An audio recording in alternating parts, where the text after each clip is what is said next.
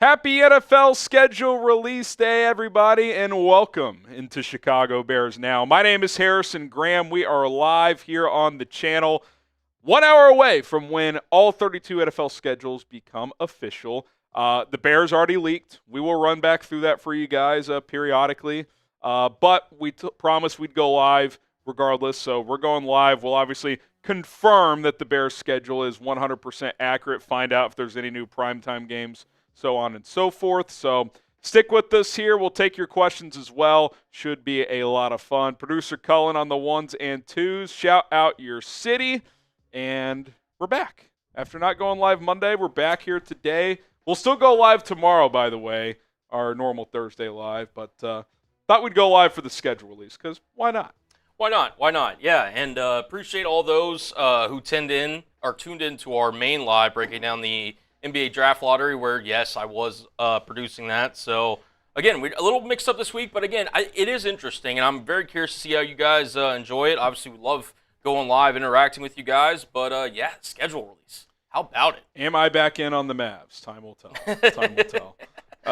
Get a few shout-outs here. We got Robert in Madison, Jose in Newark, Albert in Dutton. We got Alan Mack in Dublin. I bet he was hoping the Bears got the Dublin-Ireland game. That would have been pretty cool. Jose in Newark. We got, Benjamin in Chicago, Martin in San Jose, Mac at Illinois. Shout out Tony, Genoa City, Wisconsin, saying FGB out there. We got Alexander out in Georgia, Sam Loctera, Josh, Dobbsville, Illinois. Love it.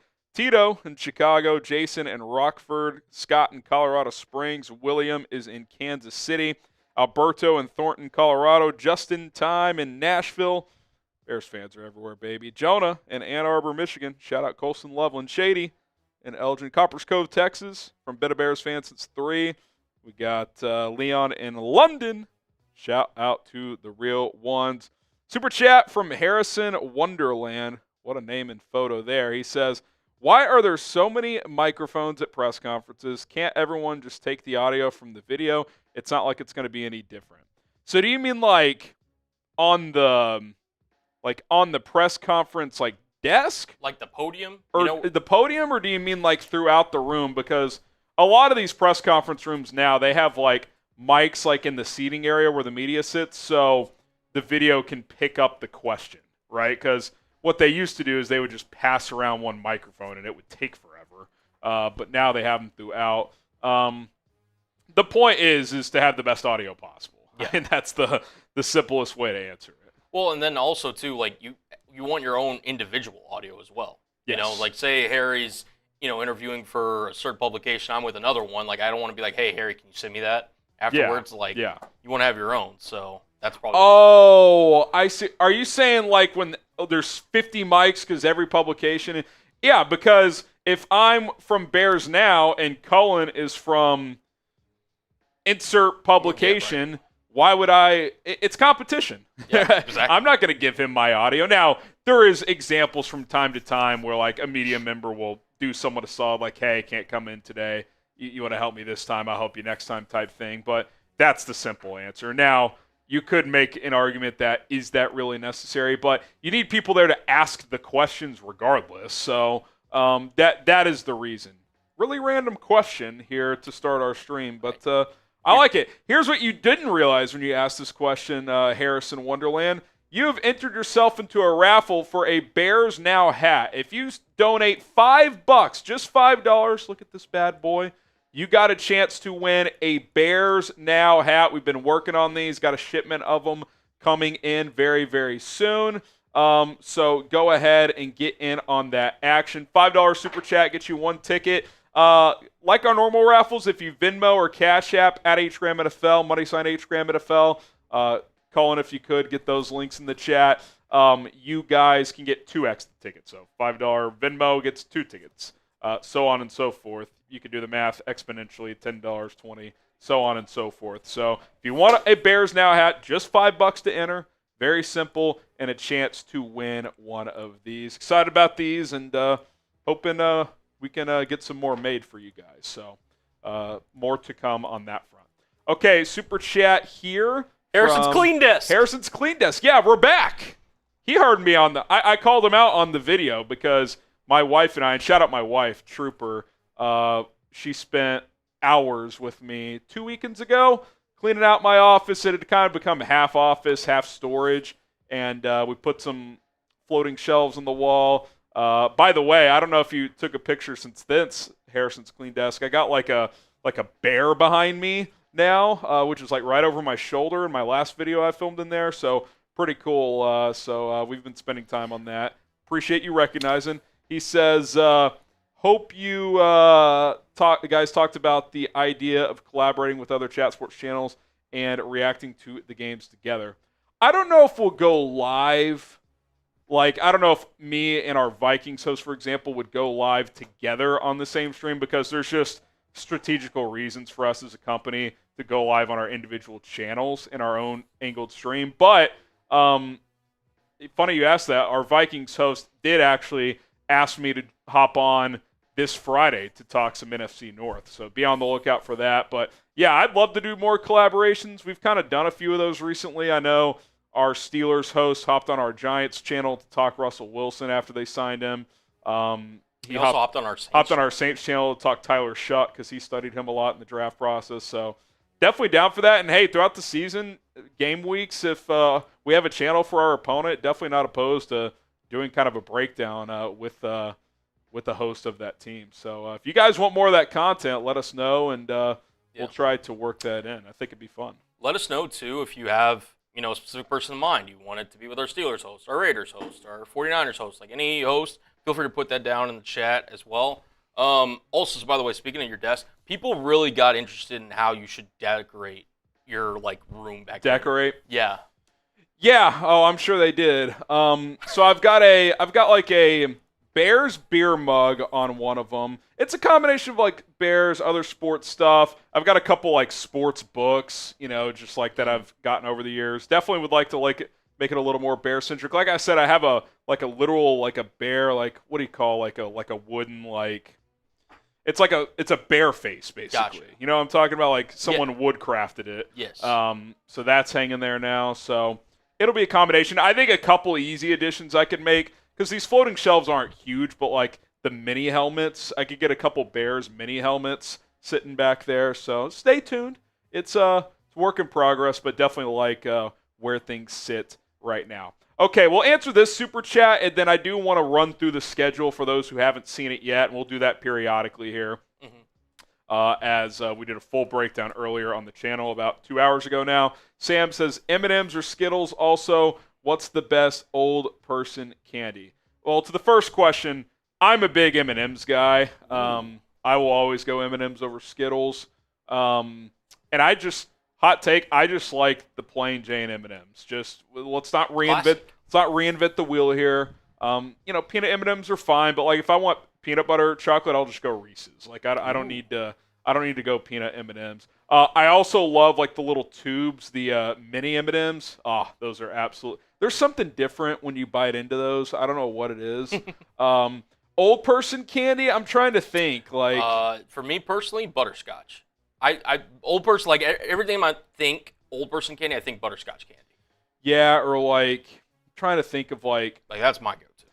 Yeah, or is Milk Duds old person? Like my dad, I'm just thinking of my dad. Yeah. My dad likes Milk Duds. Like that was his go-to. When we'd go to the movies, Milk Duds. Milk Duds are like Whoppers. Whopper, Baby Ruth, perhaps. Baby Ruth, yeah. Those aren't mainstream. Those are old person candies. Yeah. So, yeah, it's a good one. We'll get into the schedule, but I think this kind of question tags into it. Okay, Tedros. People are making our strength of schedule a huge deal. The whole division schedule stuff, you thought? Floors 8-1, ceiling is 12. Yeah, okay. I've kind of mentioned this, and I do want to repeat it. I do think sometimes it's easy to sit up here and be like, the schedule's super easy or it's super hard. It's probably not as easy or as hard as you ever think it is. Last year, I thought the Bears' schedule was pretty damn manageable. Ended up being the second hardest in the NFL. Why is that? Well, they played in one of the most historically difficult divisions in the last decade, 3 11+1 teams. And a lot of their non-division games ended up being tougher than we thought when the schedule came out. This year, as we go through the schedule, a lot of tough games, right? I think you got to start off and beat Minnesota, and we'll go through my record prediction later on during the live show, so stay tuned for that. At Detroit week 2, Ben Johnson revenge game, or return game, I should say. Dallas at home, I don't think that's a cakewalk if Dak is healthy. At the Raiders week 4, it's a manageable road game. Week 5 bye, got the early bye, which is interesting. At Washington's tough. That's going to be an important game based on after what happened last year. Saints at home. And by the way, Cullen, if you want to make a couple more weigh-ins just when you get time, easiest game on the schedule, hardest game on the schedule. I think those would be 2 good ones. I think Saints at home is the easiest game on the schedule. But then you got at Baltimore week 8, at Cincinnati week 9, in back-to-back weeks. That's a tough 2-week stretch. Giants at home, another manageable one, but then at Minnesota, Steelers, at Eagles, at Packers. Browns at home is pretty manageable. Packers, at 49ers, Lions. It's a tough schedule, man. But I also look at a lot of those games and I'm like, the Bears could beat that team. Like, I don't think – if the Bears' talent is what we think it is, and if the coaching is what we think it is, and if Caleb takes the proper steps, they can beat anybody. The question is, can they win 10 out of 17 times? Can they win 11 times out of 17 times? It's a one-score league. That's kind of the famous adage. So you got to find a way to win more than half of those 50-50 games and take care of business against the few games each year you have that, on paper, you should handle, I don't want to say easily, but easier compared to other games. 100%. I mean, look, nothing's given, right? The old adage, right? Any given Sunday, but there's definitely some, games that, depending on how the schedule comes out, can be, favorable to you or, kind of tip in the opposing team's favor, depending on when, things fall, whether it is, on a short week, whether it is after a bye, stuff like that. So, yeah, no, I totally agree with you, Harry. And, I think it's a very interesting point. By the way, Harry, our old friend, he's back. The man, the myth, the legend. There he is. The myth, the legend. He's gonna get a sticker on the Bears Now Helmet Hall of Fame. His name is Michael Horowitz. Ba, ba, ba. Boom! He says Bears will win 9 games, hopefully. Yeah, I think, and we'll have deeper thoughts as we get closer to the season, so on and so forth. I think this is where I'm at. I think 9 or more is a good season. Playoffs is a great season. Anything beyond that, I think it is icing on the cake. I think 8 is like anything less than 8 I'd be disappointed with. Like if they went 8 and 9, I don't think I'd be thrilled, but I'd be like, okay, that's still a step in the right direction. Division's tough, schedule's tough. Like I'm with you. Like let's get 9 or more. Like let's be above 500.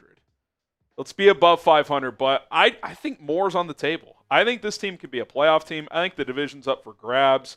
Again, you got to win more than you lose in those coin flip games. Like the last couple of years, they just have not won those 50-50 games. They've blown leads. They've had mistakes late, both player and coach driven. So yeah, that's you got to when it counts, you got to deliver, and hopefully this year they can do that more than they haven't in recent years.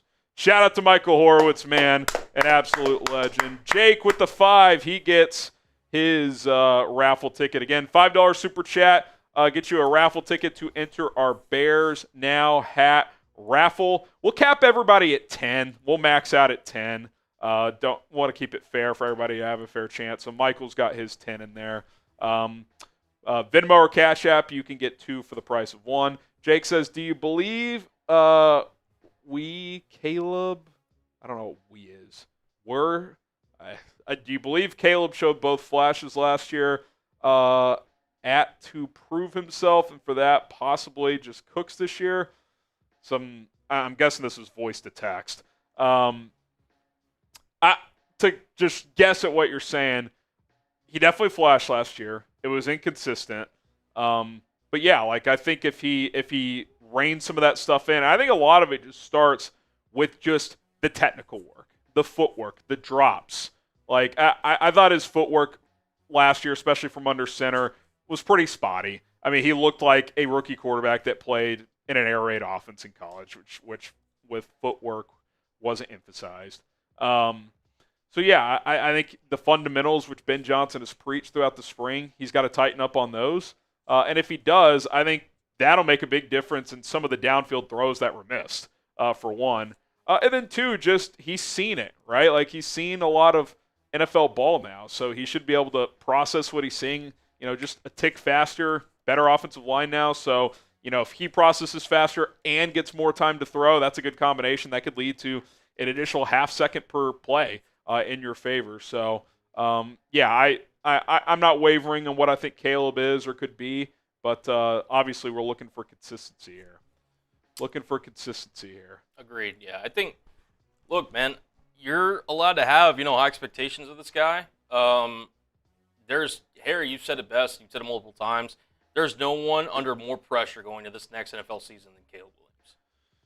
Yeah, especially for a young player. Yes. I mean, you could say like Lamar or Josh or Burrow, these guys who have been knocking on the doorstep in the AFC that haven't won a Super Bowl yet. But, I mean, beyond those guys, with how much the Bears have invested offensively around Caleb, I mean, the pressure is just going to be sky high. It just is. So we'll see if he can deliver on that at least somewhat. Okay, we got a super chat from, was it Zermy? Zermy. He says, hey, fellas, Bear freaking down. What is the money difference from noon game to night game? Should I anticipate a big difference? I was at the home opener last year and will be there Monday night. I mean, I would expect a Monday night game against a divisional opponent to cost more than a week one Sunday noon game against Tennessee. That would be my guess. Now, will it be substantially more? I don't know. I mean, it is a weeknight. People work, so maybe it's not crazy more. I would guess if I'm throwing percentages at it, it's 10 to 20% more. That would be my guess. So if your ticket last year was $200, maybe it's $230. Maybe it's $250. That would be my guess, but that's all that is a guess. But it'll be fun, and you'll enjoy it. And if you can afford to go, then I highly recommend it.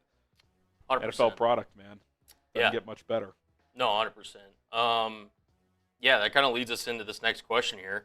If you could only pick one game, we'll just stick with just one game. Which Bears game would you want to go to this year? Let us know down in the chat. Yeah, if you could pick one game, which game would y'all go to? Home or road?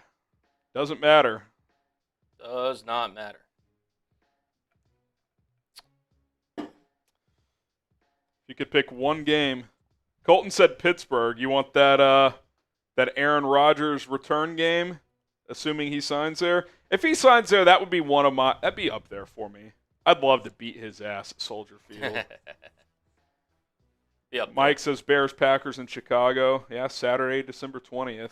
Steve says Vegas. It's hard to argue. Get to go to Vegas. Hopefully beat up on a team you're better than. Oxy says Washington. Yeah, I think if it was a road game, I'd pick Washington. That's the game. I mean, we need to avenge that loss. We gotta push past that. Got to. It's gonna linger until they beat them. So, Cowboys week 3. It's a good call. Lions, Jake. Which one? In Detroit or Chicago? Giovanni says Packers at home. So does Cannibal. I'll throw one that I haven't seen in the chat. Oh, well, William just said it. I think the Eagles going against Super Bowl defending champs. Black Friday on the road. Be a good one. We'll see if they can hang. All right, Kevin Warren with the 5. He says, we want a collab with Seeps for week 11. Saw him crash out over the Bulls report over the Mavs getting flagged. Yeah. I mean, that's tough. They lost the coin flip and they lost flag. I mean, that is. I know a lot of Bulls fans in here. I support the Bulls. They're my Eastern Conference team. Being the host of this channel and a Bears fan, I like the Bulls, but have been a lifelong Mavs fan at least until 3 months ago. We'll see if I'm back. I might have to be back. I mean, you get Cooper Flag, you kind of have to be back, I guess. But yeah. I still have not forgiven Nico.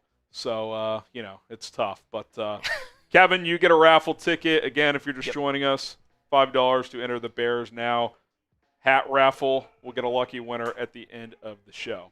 All right, M. Xavier with a 2. He says Bears will sweep the Packers. Vikings 1-1 against the Lions. I mean, 5-1 against the division. Let's go. I love it. I love it. We'll see if that happens. That'd be amazing. Yeah. Stay tuned because we are going to do a little very, very early record prediction video. So make sure y'all are tuned in. Yeah, we're going to make sure the schedule gets confirmed, all that stuff. But we will do that here in a little bit. Okay, Soldier Bear is D White. Oh, DeLon, right? Or Derek not DeLon. White? Derek White? In a contract year, if so, how much? I don't know who you're asking about. If so, how much Bear? Who's a free agent with the last Soldier name Bear, help us out in the chat. I don't know who you're asking about. Does anybody know who he's asking about? We both went immediately to basketball players. So Darnell Wright. Oh, Darnell Wright. Duh. We just got done talking Luke and the Mavs, or I guess Cooper Flag. It's like, what is going on here? He is not. He's got 2 more, or really 3 more years, because I expect Darnell to have his 5th-year exercise the way he's been ascending. So, for sure 2 years, if not 3. If he has a big year this year, it wouldn't shock me if they exercise his 5th year, but then just gave him an extension. I mean, if you have no doubts about an offensive tackle, lock him up sooner rather than later, because the price is only going up. So, yeah, he's a big year away from getting a lot of money. All right, Flat says, which NFC North team do you think will take the biggest step backwards this season? I mean, I think just logically you'd have to say Detroit or Minnesota with how many games they won. Maybe. Detroit won 15 games. I mean, they could win 4 less games and still be a comfortable playoff team at 11-6. Yeah. Minnesota won 14, and now they're turning to a rookie quarterback. Like, that's a complete unknown.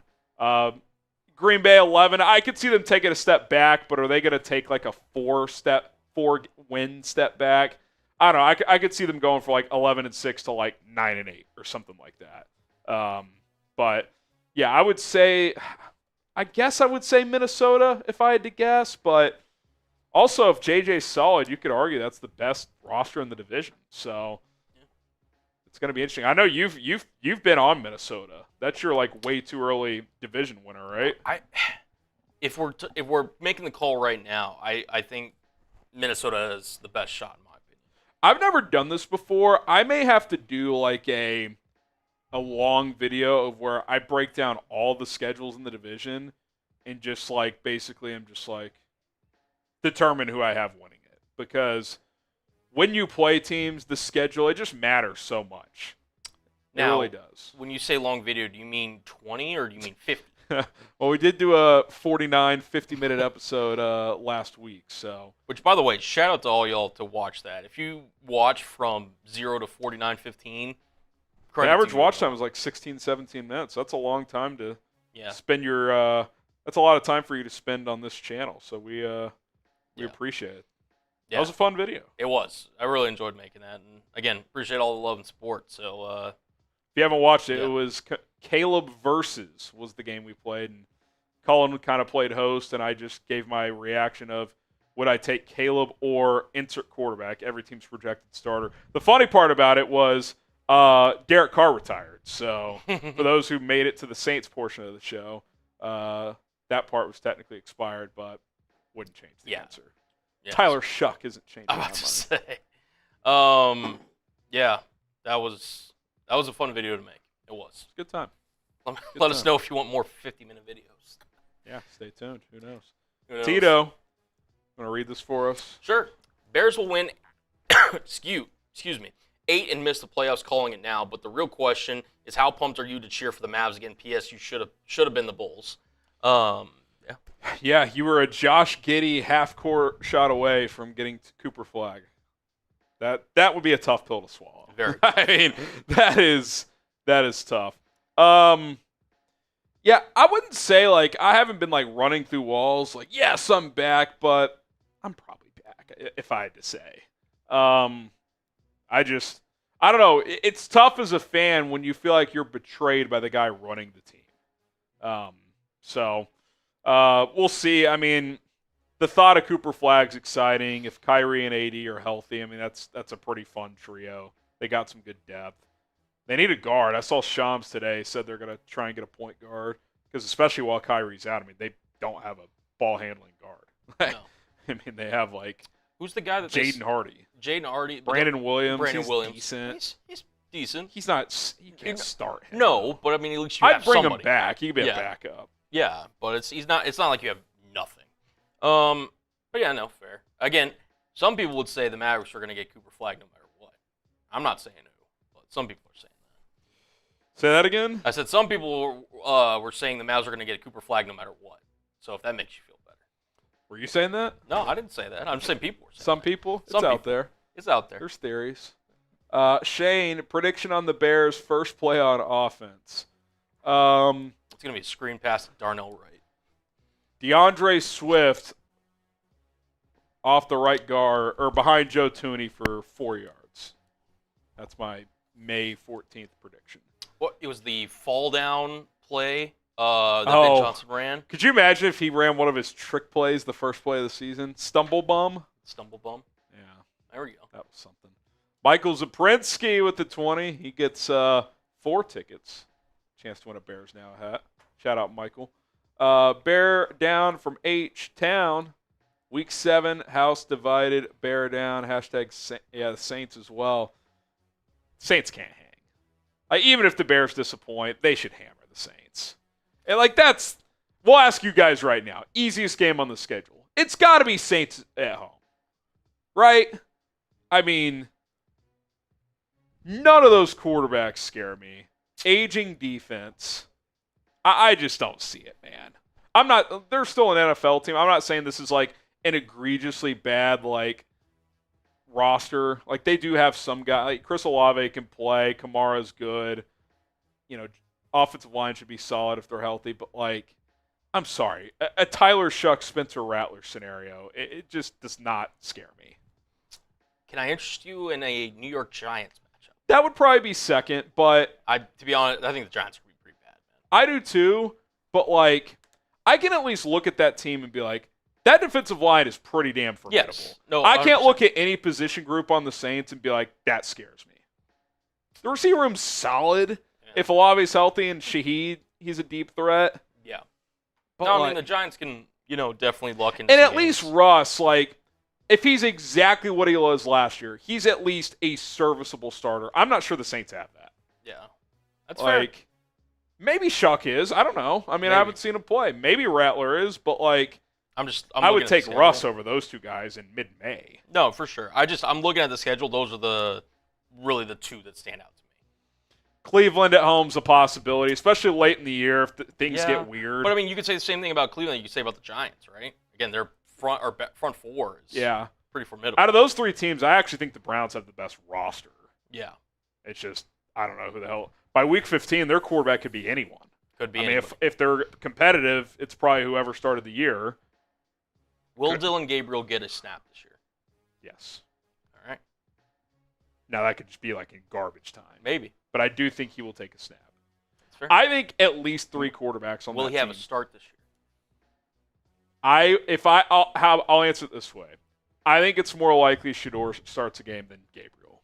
No, Because if they stink late in the year, yeah, I'm going to fucking Shador if I'm the Browns. yeah, I don't care about Gabriel. I mean, I know they drafted him 3rd round. I thought, based on the clips we saw, I thought Shador looked a lot better at rookie minicamp No, than I Gabriel. mean, Gabriel should have never been a day 2 pick to begin with, but to go to Cleveland and be a day 2 pick, yeah, it's not great. I hope he starts when the Bears play him.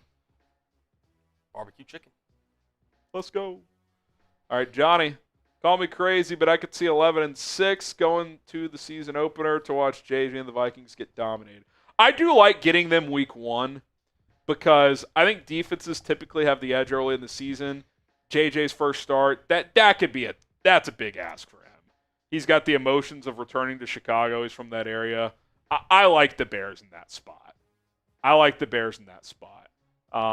Now, Brian Flores always presents a challenge. I will say this, Ben Johnson owned Flores when he was with Detroit. Kicked his ass, so hopefully that can carry over. Agreed. Soldier Bear. No worries. You didn't need a super chat, but appreciate it. Yeah. Get some FGBs in the chat for Soldier Bear. FGBs, baby. Get some shout-outs. FGBs in the chat. FGBs, baby. We'll load up that super chat from Do Jake we still here in a have the second. list 8 and list 10 chunks? Yeah, we do. We can. Check Shout out my guy Walter.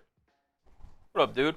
FGB from Walter. We got Mario, Timothy. Is that like when you say my guy, like your guy, or just your guy in the chat? Well, he's always shouting me out, so I got to give him a shout out. I didn't know if you meant like one of your like buddies. No, yeah. Okay. I've told him to tune in. So I know. That's why I asked. Yeah, bear down from H-Town. We got Mario, Mike Nintendo Master, Ron, Harley, Ziganji, David, Rudy. Dude, Aussie and NFL nerd, they got the full grid in 30 minutes before the release. I don't know if they've ever done that before. They crush it every year. I mean, that's pretty impressive. Yeah. Again, no changes, it looks like, on either end, so fair enough. All right, going on, Jake. My dad is a big Colts fan. Do you believe that Richardson could really lose his starting position? I mean, yes. Yeah, I know the Colts beat the Bears last year. I watched Anthony Richardson probably 4 times last year, including that Bears game. He has to improve notably to start and finish 17 games. Yeah. Like, they gave Daniel Jones $17 million. Like, that's not to – like, ideally, he sits and holds a clipboard, but if Richardson's bad, which he has been, they will not hesitate to turn to him. Steichen's on the hot seat. Ballard, I mean, how many swings is Ballard going to get? Like, if they're bad this year, Irsay's got to blow that thing up. So, yep. I absolutely do. Now, I do think they're going to give Richardson every, like, they don't want to do that because I think they know if they bench him again, it's over. There's no going back. So, I do expect him to start the season. And for any gamblers out there, minus 265 Richardson to start week 1. I know it's not like great odds, but like I think he would have to be like horrendous in the preseason to not at least start week 1. Agreed. Because like if he's the backup, it's over. Like you're not going back. So I might throw a little cheddar on that, but yeah, the long answer, Jake, is yes, he absolutely could. You 100%. don't give a backup $15+ million if you're solo on your starter.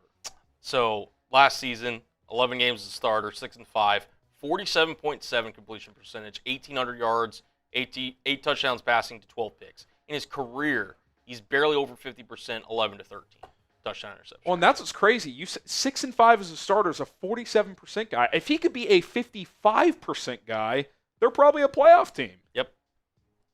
So like I said, Indy, like, they've got some I like their GM. They've made some, kind of smart-ish moves, but I drag Ballard. He's a good evaluator. He just can't figure out quarterback. No, yeah, and I get the luck thing. The Andrew Luck thing was unlucky. Yeah. To be a punt on, but like that was like 7 years ago. Yeah. I mean, how long of a leash do you get on that? So. Yeah, that's that. All right, hit that like button if you're ready for the schedule to be confirmed. We will go through the schedule real quick here for those who haven't seen it just yet. It got leaked a couple of hours ago, but of course, we're going to wait for full confirmation before diving into like a record prediction and all that stuff. But if you're just joining us, A, hit that like button. B, these are the matchups. You got Monday Night Football Week 1 against the Vikings. Can't wait for that. Week 2 at Detroit for Ben Johnson's return game. Just talking about those 2 games for a second, Cullen. Storylines galore. Week 1, Ben Johnson's first ever game as a head coach. J.J. McCarthy's first NFL start. He returns to Chicago in prime time for it. He's from the Chicago area. Week 2, Ben Johnson's return to Detroit. That doesn't even mention that both are divisional games. So right out of the gates, I mean, hot and heavy in Week 1 and Week 2 for the Bears and for the Bears schedule. Yeah, no, immediately. And I mean, whenever you have a divisional matchup, obviously, there's animosity. Teams are hyped up for it, all that stuff. But I mean, you just laid it out. J.J. McCarthy, the unknown quarterback, former first rounder from Minnesota. I mean, they moved off Sam Darnold this offseason in a widely, kind of speculated move.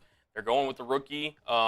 Again, they retained Brian Flores, who, could have been a head coach candidate for some other team. He returns to Minnesota. To be honest, I thought they kind of had an underrated offseason, getting guys like Jonathan Allen and really improving the interior of both their offense and defense. I mean, they basically made the decision, instead of giving Darnold 30, 35, 40 million bucks, we're going to go get like 4 good free agents, which I think is probably the right move, the way the Darnold thing ended. Now, had they won a playoff game and he played well, they probably would have had to keep him, but I think they made a calculated move there.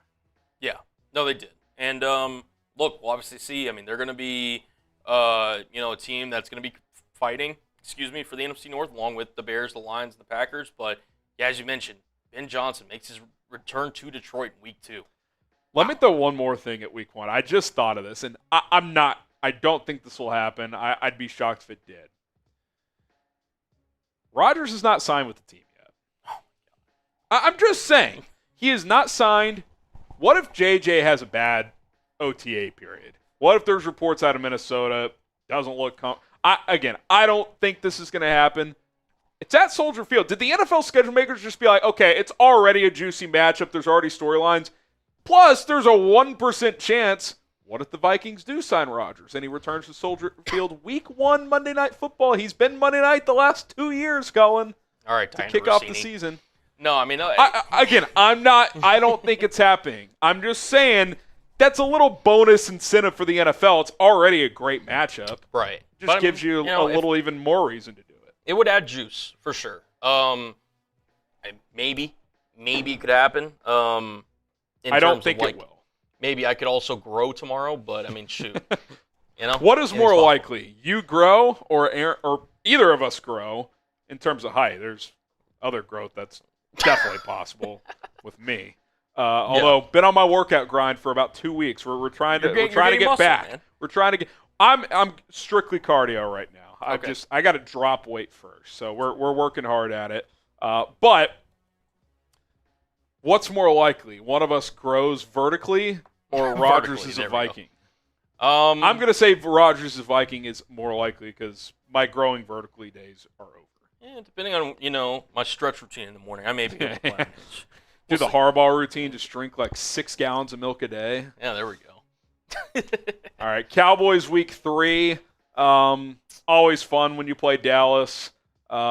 This feels like a bigger name game than an actual will be a good game. I feel like Dallas is in a group of teams, honestly, a little bit with the Bears, although I do think the Bears have a better roster overall currently, especially with the injuries with Dallas early on in the year.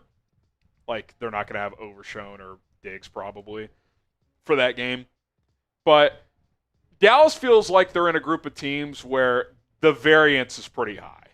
Like, I could see a world where they won 11, 12 games. I could also see them going 7 and 10. You know what I mean? Like, tough division, but Philly's got a brutal schedule. Does Washington repeat what they did last year? Like, if you told me today Dallas goes 10 and 7 and made the playoffs, I wouldn't call you crazy. Like, when Dak's healthy, they've averaged like 10 wins throughout his career. So it's not like I know it's easy to dump on the Cowboys, and there's a lot of ammunition for it. They suck in the playoffs. Jerry's a nut. All kinds of reasons. They've been a pretty consistent regular season team for about a decade now. So I don't think that's just some cakewalk game. No, but, I do expect, like, if this Bears team, again, this is projecting we're in May, so obviously a lot can change between now until then. If the Bears play the way that I feel like the Bears can play, in my opinion, I believe they're in a different class. I'm not saying it's a major gap, but I do think the Bears could win probably by double digits in this one. I also wonder, like, is that a letdown spot? Like, 2 division games out of the chute. The previous game, your head coach goes back to the place where he's been. Yeah. Like, this is why the schedule is always so fascinating to me because, like, everybody's like, well, we already know the opponents. Why does it matter? Because when you play teams, it makes a huge difference. Yep. And, like, I think that's a letdown spot because you're already thinking, oh, we're going to kick the Raiders' ass next week, right? Like, there's just a lot of, like, you're coming off an emotional 2 weeks, easy-ish on paper game against the Raiders the next week. Oh, Dallas, they stunk last year. Letdown spot. Like, I could that would not shock. Like, I'll say this right now. We're going to get into my record prediction. I could see the Bears winning the first 2 games and, like, all the debate shows, like, oh, my God, this team is for real, and then they lose to Dallas. Like, I could absolutely see that being the case. Maybe, or on the flip side of that, maybe they come out the gates, they're not as good as we think, and then Dallas is a must-win. Yeah. So, I mean, that could honestly, and again, I'm not wishing that to happen, but no, it's on the table. I think if they split and go 1-1, I think they would. Again, 2-0, I hear you. I'd be cool with the split. Yeah. If they were to split the first 2 weeks, I think they take Dallas pretty seriously. Is it fair to say these first 4 games, like, at absolute worst, you got to go 2-2? Bare minimum. Like, I'm not saying this is an easy chunk, but, like, just to your logic, like split the first 2 division games, and then really you should feel like you could win the next 2, but at worst split. Like you can't lose to the Raiders. No. Like your road schedule's pretty tough. That's got to be a game you win. Yeah, we you were talking can't about lose. the easiest game earlier. How did the Raiders not come up? Well, because it's a road game. I also think at Vegas is tougher than the Saints at home. Fair. But also, I mean, again, I understand the Raiders. They improved the quarterback. They look like they're a competent run organization. The Raiders I would still be my pick to be 4th in their division. Oh, well, yeah, for sure. But I also feel like they could be like a scrappy 6-win team and not like a shitty 5-win team. Could be. Okay. Yeah. Let's go to the next chunk here. Next little chunk. Schedule will be official at 7 o'clock Central Time. Hit that subscribe button. We've got 1,000 people watching just about. Appreciate you. Cullen and I are here every Monday and Thursday live on the show. We didn't go live this Monday because we went live for this. We'll be live tomorrow. We drop videos every day. Appreciate you joining us. Early Week 5 bye, which I don't love. Personally, it's actually clutch for me because my brother-in-law is getting married and I'm in the wedding. So figuring out travel to get back for a watch party would have been very difficult, but don't have to worry about it. So that's a personal benefit. I will say this, Cullen. I don't love it this early in the season in general. I do like the bye, then the extra day on top of that to get ready for, to me, I think a pretty important game. Yes. Both just for this year, mentally, moving forward. I think there's a rivalry brewing here between the Bears and the Commanders. Like, outside of the division, there's no game I care about more than this game. On the road, rematch the Hail Mary game. You get a bye plus an extra day. Like, no excuses. Go get it done. Like, that is on, again, when you play teams matters. To get that draw, that's pretty good. And let me check Washington's schedule and see when they have a bye. They don't have a bye before that. So the Bears have 15 days to get ready for that game, and Washington's on normal rest. Now, sometimes we overreact. During the bye week, you're not doing a ton, especially the players. Like, a lot of them go travel for 3 days, whatever. But you're resting your body, wear and tear, all that stuff. Coaches can start working ahead on the game plan. Commanders are on normal rest and normal recovery. Like, you should win that game. I don't think it's crazy to say that's a game you should go win on the road. Not saying it's going to be easy, but, like, you have the scheduling advantage big time. And by the way, the Bears or the Commanders the week before that play the Chargers on the road, cross-country flight. So they have to come all the way back. And, oh, by the way, the Chargers are pretty damn physical. Like, they're going to be sore coming out of that game. So I think that's a classic schedule quirk that is majorly in your favor. 100%. And look, I mean, you mentioned it. I mean, the fact that they also come out of the Commanders game and then go into the Saints is also a kind of nice break for them. But, excuse me. Yeah, you can empty the tank in Washington and then come back and, in theory, have a game you should really take care of business. Yeah, but, I mean, staying with Washington, I mean, Ben Johnson versus Cliff Kingsbury. I mean, matchup of two, it's a fun game. You know, really exciting offensive minds. And he's got to be pissed after the playoff game, too, that he lost to Cliff last year. Exactly. So he'll have a little bit of extra, let's say, a little angst, a little just, hey, I really want to get this guy. So, yeah, no, the extra preparation for Ben Johnson, any offensive coach, really, I think it's a good thing as well. And as a competitor, players who were in that game, I mean, Tyreek Stevenson, that's got to be the game he's circling. Like, I'm going to play my ass off that game. That's got to be his mindset. So, Saints at home, I'm not a believer in this QB situation. I also don't love the roster. I think it's atrocious. Like, there's probably a handful of worse rosters, but that's a game you got to get. And then at Baltimore, I mean, you want to ask the question, hardest game on the schedule, that's got to be up there. I mean, all the division road games are tough, but at Baltimore, I mean, that's top 2 or 3 overall on the schedule, I would say, if not the toughest game. And that's going to be a challenge. Yeah, I mean, that one's up there. I'd say, excuse me, at the Bengals is up there. At Philly on a short week is going to be difficult. Yeah. Black Friday. Yeah, and to be honest, that at Detroit week 2, coming off a Monday Night Football game against the Vikings. Short week, yeah. Yeah, it's going to be up You'd there. rather have a short week earlier than late, though. So that's fair. You got that. All right, James Yoder, Butler bet proposal. No one loves a Butler bet more than James Yoder. Bears start 4-0. I'll be your Butler for a weekend in Tux. 0-4. You're mine. Well, I I don't think they're going to be 4-0 or 0-4. So I'll probably agree to that. Soft in right now. We'll have to do a formal handshake and contractual agreement, but I'm leaning toward yes on that. So we'll see what happens. Depressed Bears fan, could you do a video on Ryan Poles' first 3 drafts and see how they turned out? That's a good once things are slow video, Cullen. Yeah. Like late June, early July. Yeah. I like that idea. I'll take mental note of that. We'll work that in.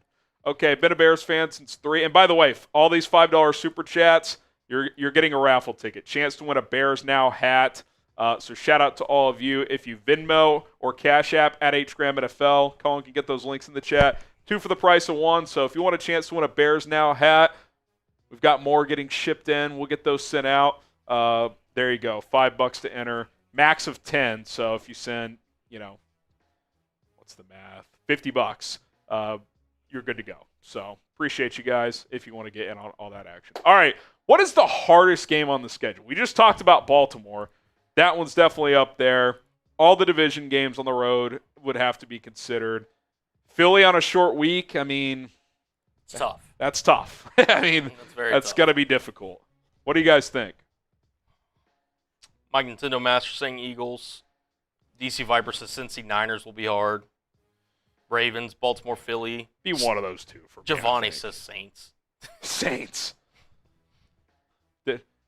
If by hardest you mean easiest, then I agree. Reverse psychology. When will tickets be available? I would assume soon after the schedule release. I actually don't know the NFL's process for that, but I do think by tonight or tomorrow they should be available. So, yeah. Niners, we got Ravens. Niners is kind of, to me, they're in a higher echelon of that category of what I said about the Cowboys. I feel like there's decent variance there. Do they get back to being a dominant NFC force, or are they kind of just floating around 500? I don't think they'll be bad. What they go 6-11 last year? I think they'll be better than that. Yeah. But are they 8-9 or are they 12-5? I feel like they're somewhere in that gap. What do they pay Brock Purdy also, and all that stuff? Where do you think the Niners fit in? You think they're a wild card team? I tend to think they're somewhere in the middle of great and average. To me, they're probably a wild card team. I think because they're playing a 4th place schedule, I think they're a sneaky. Their schedule stinks, dude. Yeah. It's not the greatest, but I do think with Shanahan, again, the receivers, Ayuk won't be there to start the year, stuff like that. I do think, again, if Purdy, they get that deal kind of under wraps, they're a sneaky NFC West contender. Very sneaky. NFC West feels open. Yeah. It feels like just a lesser NFC North where, you could talk me into any of the teams winning it. I do think the Rams are the favorite, though. Yeah. No, Rams, Seahawks, that's just too much of a variance. And then Cardinals, if they ever figure their shit out. But, yeah. Seattle and Arizona, or I also would put into that category of, I could see them winning 11 games, or I could see them winning 7 games. Yeah, exactly. Especially Seattle. The Darnold thing is just, it could go a million ways. So, going to be interesting. Chris Lopez, appreciate that question. Check tonight once the schedule's official. Anthony, assuming the team does well this season, what coach is most likely to be poached? That's a good question. I don't think Dennis Allen's going anywhere. Don't think he's getting a 3rd crack. So I feel good about that. I'll throw a couple wild cards at you. I think Antoine Randall has the potential making of being a CEO type. Everything you hear about this guy, I read something the other day that he could, don't be shocked. If the Bears are good this year, don't be shocked if he's getting head coach interviews next year. I doubt he'd get poached after 1 year, but I do think he could start to enter that mix. Players love him. Could Al Harris on the defensive side kind of be the same way? He's a player's coach as well. Declan Doyle's too young. Could Eric Bieniemy get back into the mix? Maybe. If this running back room overachieves, I wouldn't be shocked. I definitely wouldn't be shocked if he got OC looks, right? Right. That. I think that's definitely on the table. Yeah, because when you say poach, it doesn't necessarily mean for head coach. It could be position. It's actually a good point. From that standpoint, Bieniemy would probably be number 1 because he's done the job before. He could be an OC somewhere. I'll throw one out here that I don't think you mentioned. Richard Hightower could be potentially poached. I think it speaks volumes that Ben Johnson kept him. He was the only they kept him and the tight ends coach. That's it. So I do think that's noteworthy.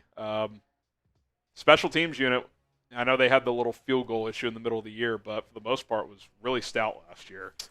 Players love him as well. So, yeah, he's a sneaky one. Special teams coaches don't get a ton of looks anymore, but John Harbaugh's worked out pretty well. Yeah. So, and again, maybe just as another, special teams coach or whomever. I'm just saying it's not out of the realm of possibility. He seems to be a well-respected guy, as you pointed out. So. Yeah. Declan Doyle's too young. I don't think he – well, I guess the one thing, if some team wanted to hire him as a play-calling OC. Yeah. But I feel like he's going to stick this out a couple years and learn under Ben. Yeah. That would be my guess. It's a good question, though, Anthony. Hayden, if the UFL let you choose live players to send – 5 players. Oh, 5, excuse me. My eyes. Speaking of what I need to do this offseason. To play, get reps, who you choosing? Oh, okay, I've heard this, like if you could use the UFL as like a developmental league for your team, Karan Amagaji would be number 1. Just go play. You need reps. I think he would be number 1. Like, can this guy be a player, or is he just an intriguing athlete who can't play in the NFL? That would be 1. Tyler Scott comes to mind. Like, just get him on the field. If the NFL actually allowed this, I think an interesting rule would be you could only send players down to the UFL if they're on their rookie contract. I don't hate it. I mean, I could see something like that in the future. A sneaky one is Bagent. It's just risky, though, because if your backup quarterback gets hurt in the UFL, that's not – I don't think any team would do that. Right. But, like, if he was your number 3, like, that would be intriguing. So you say that, but Anthony Richardson probably needs the UFL. Well, like, Trey Lance would be one, right? For, it's that ship's probably sailed. But, like, a couple years ago, he would have been perfect for that. Trying to think who else on the Bears. Ian Wheeler. I'd like to see him go get some carries. Ian Wheeler, you said I like Tyler what we Scott, saw in the preseason last year. Zach Pickens. That's not a bad one, honestly. Trying to think. Austin Booker. Yeah, but as your he's third. going to factor in now. Yeah. That would have been more like last year. Yeah. Ruben Hippolyte. Hippolyte's a good one. Zay Frazier. Couple UDFAs too. Like it'd be nice if you could like line up the calendar where the UFL like doesn't start until after the draft somehow, and like UDFAs can go play, or like maybe they can sign with teams midway through the UFL season and play 4 or 5 games. That way, there's not a ton of wear and tear. They can come back for training camp, and at least have some reps under their belt. That would be interesting. But yeah, good questions there. All right, keep it rolling here. We mentioned at the Bengals here, and 5 minutes from now the schedule will be official, so we'll keep tabs on that. Another tough game. I'm not scared by their defense, though. I think the Bears can go in there and score points. Historically, I was kind of hoping you'd get Cincy early, though, Colin, because they start slow typically offensively, but by this point they're typically rolling. So that could be, if you ask me what's the highest scoring game on the schedule, I think I'd say this one. Yeah. Like if I had to pick one, probably pick this one. Yeah, because it's not going to be too cold yet. It'll be like early November. No. Bengals aren't going to be great on defense, but we know Burrow's going to put up points. So. Yeah, no. You may need to score 42 in this game to win. You might. It's Burrow from last year. He was unreal. So, no. I think the Bengals, listen, they added some players in the draft to help their defense, but they haven't even practiced yet because they're still waiting to sign and everything. I don't think Trey Hendrickson will be on the team come week 9, as you've kind of mentioned. You think at the latest he's a deadline move? At the latest he's a deadline move.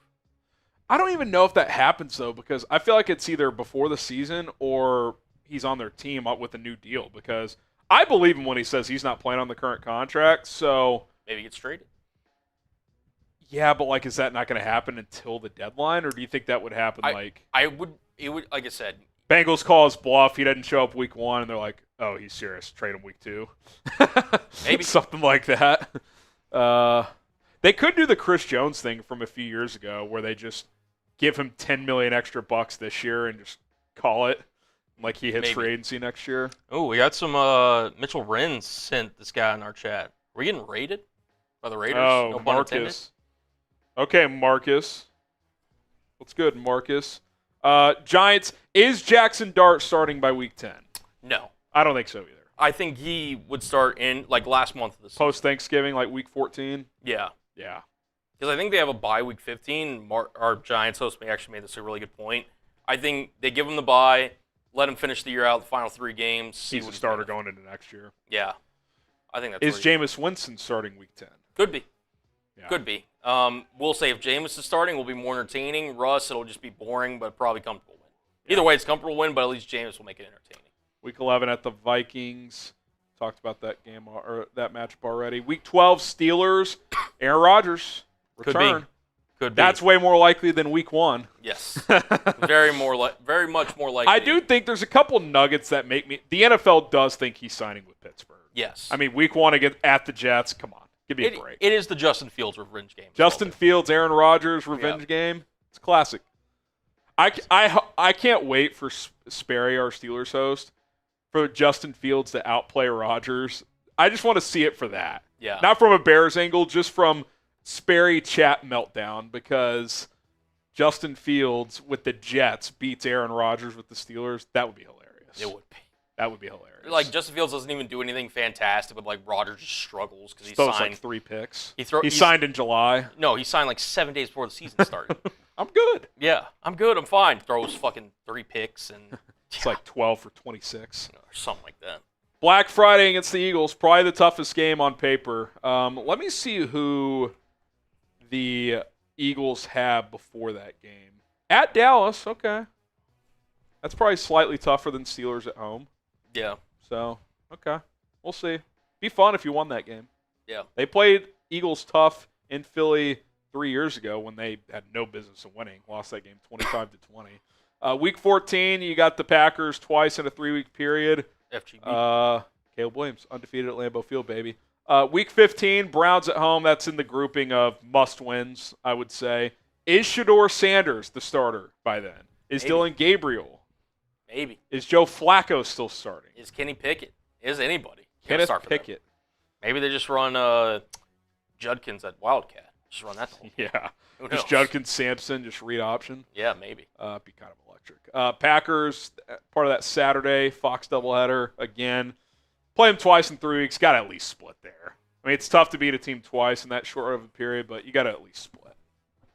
Yeah. Swept them last year. The thing is, what I say I love about the Niners is you get the Packers obviously on Saturday, which isn't great ever being on a short week, but to go from Saturday all the way to Sunday Night Football Yeah. against Shanahan. That is, again, like that's favorable. Doesn't mean you're going to win that game, but it gives you some hope. Again, kind of like Cincinnati, you'd probably rather catch them earlier in the year, but didn't play out that way. And then Week 18 against the Lions. All right, I'm getting all the noties. It's 7 o'clock Central Time. It is.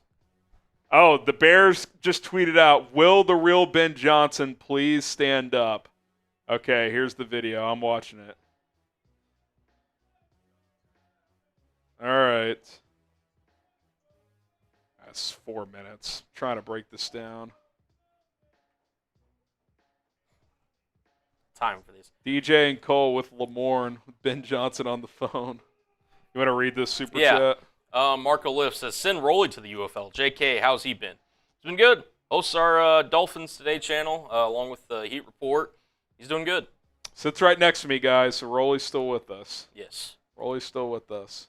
Hunter Young, better chance to miss the playoffs / win the division. Which one do you like, I guess, think is going to be the more likely option? I mean, statistically, missing the playoffs is more likely. I'd probably have to lean that way because there's still an element of, like, they got to prove it. Mm-hmm. But I also think winning the division is, like, a real possibility. I don't think that's just out of the realm by any means. I don't know why this is the background for this one, but Okay. Nasmir, appreciate the donation. All right, I'm going to have to watch the rest of the... Yeah. Oh, we have the preseason schedule. You want to get that built? I'll send it to you. Yeah, if you send it, that'd be great. All right, let me double check that the games are all right. you want to pull it back up just in the list 8 and list 10 chunk? Sure. To make sure we're all confirmed here. So far, it looks like we are. So, week 1, Vikings, Monday Night Football. Week 2, at Detroit. Week 3, Cowboys at home. That's 3:25 on Fox. Week 4, at Las Vegas. Bye week 5, at Washington, Monday Night Football. Week 6. Saints at home, week 7. At Baltimore, week 8. That is, that and Cincinnati are both noon. I kind of wondered if one of those would be afternoon. Giants, week 10, at home. At Minnesota, week 11. So, Baltimore, week 8 through 11, all noon kickoffs, Central Time. Okay. Steelers, week 12, that's also noon for a potential Aaron Rodgers return. Remember, later you get into the season, could be some flexes, so keep that in mind. Week 13, Black Friday at Philadelphia. Week 14, at Green Bay. Week 15, Browns at home. Week 16, Packers at home. Week 17, that's the Saturday game, by the way. We don't know which time slot it is, TBD on that. Sunday Night Football against the Niners in Week 17, and then either Saturday or Sunday for the Lions in Week 18. There we go. There you go. We had it right. We had it right. Shout out to the Bears Twitter for piecing it together. I'm going to have to watch that full video later. You want me to answer some Super Chats while you kind of hang here for a second, or are you good? Yeah, go ahead. All right, guys. Eric will be just kind of making sure everything's right on his end. He's also going to send me the preseason schedule here in a second. Jake, who performs better in Allen's defense, Edmonds or Edwards? If so, how and why? Good question. I will say, because I was talking to Harry whenever we made the video talking about kind of what stages and how he ranks the Bears players. I just like TJ Edwards more as a player. I really do. I think he's not a huge gap between the two, but I think TJ Edwards is the better player now under Dennis Allen's defense. Could that change? Maybe, but I do think Edmonds is trending in a more downward trajectory, whereas I think Edwards is trending up. There's a reason that they gave Edwards an extension. They believe in him. They have a future for him in this defense. In my opinion, I would trust Edwards more. So that's just my opinion.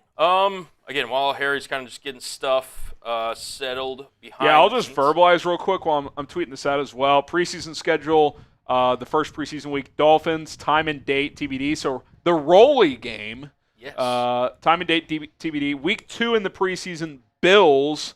That one is going to be Sunday, August 17th, 7 o'clock. That one's on Fox. So we already know that one. Yeah, appreciate your question, Jake. Just curious, again, we have the whole schedule confirmed. How fired are you guys for Week 1 Monday Night Football? Minnesota Vikings? Dolphins and Bills are at home, by the way, at Chiefs for the third preseason game. Okay. So that one is Friday, August 22nd. So that means we'll have 17 days until the opener because you go Friday to Monday. So you'll have a lot of time to get ready for that game. Yeah. So just feel free. 7:20. Walter says, I'm so fired, I might buy a ticket, to be honest. All right. I just I tweeted it out, Colin, if you want to just grab it from that. Appreciate it. Okay, Colin's going to get the preseason schedule built. We'll flash that on screen for you guys. How fired up are you for Week 1 Monday Night Football against the Vikings? Scale of 1 to 100. Let's go. If you ain't typing 100, I don't know where you're living.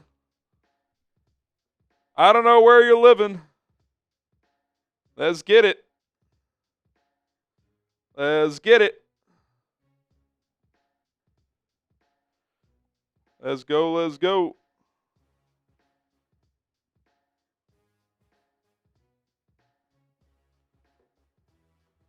Apparently the Titans release video is a banger again. We got John Orticelli, Gringo, Wasim, Kenny, Robert, Rudy, William, 99.9. I see you, William. DC Viper, Juan, Mark, Depressed Bears fan, NFL Productions with the 101. Love to see it. Gringo gets extra credit with the 100 emoji. Vincent, Fear the Squid. We got NFL Productions. Rudy Madrid. Ahmad says, I don't like the schedule, but 100. Tough schedule, man. But I think there are a couple of favorable breaks in there. Anthony says 75. Come on, Anthony. It's May. We can be hyped. Marco typing the 1,000. Illinois boy says, let's go. Schedule scares me, but that shows if Ben Johnson's the real deal. Let's see. Juan says 100. Edward. Anthony says that's my wife. What's your... Oh, I see what you're saying, Anthony. I gotcha. KG, Z Ganji, Ron. Let's go, Gabe. Let's go. Yeah, feel free to figure out the formatting. I don't know if you have to get the dates on there necessarily. You could just do like week 1, week 2, week 3. Tyler says, I'll be at the game. What's up, Tyler? That's sick. All right, hashtag Bears or Super Chat. So what we're going to do is we will, first of all, get the preseason schedule on screen. So there's that. Shout out Cullen. Dolphins, Bills, Chiefs. First 2 at home. So it's kind of a fun preseason slate. We'll see how much. I haven't even really thought about this. I have no idea what Ben Johnson's approach is going to be to playing starters don't. Dan Campbell did not. Does Ben do it differently? Does having a young quarterback, first year, does that change anything? Who knows? But you got the Dolphins and Bills at home, at the Chiefs for the final game. Andy Reid plays his guys sometimes, so we'll see if Mahomes plays in that game. But there's the preseason schedule. But we want to do a mailbag Q&A. If you have any questions about the schedule, free agency, trade ideas, whatever, fire in the chat, hashtag Bears or Super Chat. We will take your questions for about 10 or 15 minutes or so. And then stick around because we're going to go through the schedule one more time and do a record prediction segment. We do it every year. It's kind of a silly exercise, but our way too early Bears record prediction for 2025. And we will end up either as a playoff team or not. So hashtag Bears, Super Chat. Get those questions in. We got 800-plus people watching. We need some questions. We do. Look, Corey, how are you saying tardy? Tardy? All right, yourself? Are you telling on yourself, Lacora? Heck, man. Come on. Yes. All right, got a couple coming in. Had to refresh my chat. We got Kiddis, Walter, DC Viper. Let's get a few more in there, and then we will hop into this mailbag episode. Yeah, we need some more questions. We need some more, fellas. Also, a reminder while we get some more, if you're just joining us, $5 Super Chat to enter the drawing to win a Bears Now hat. These have been in the works.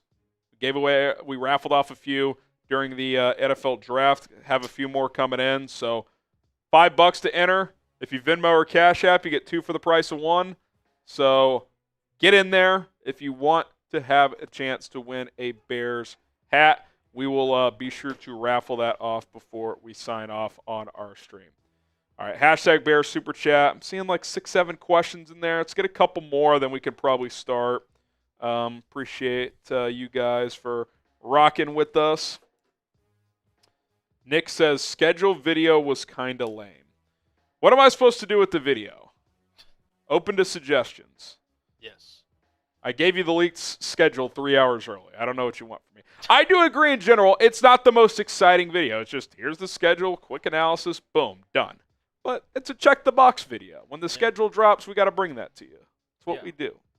I mean, you don't want to, not let us do that, right? I mean, did you want to wait until 7 o'clock to get the official one?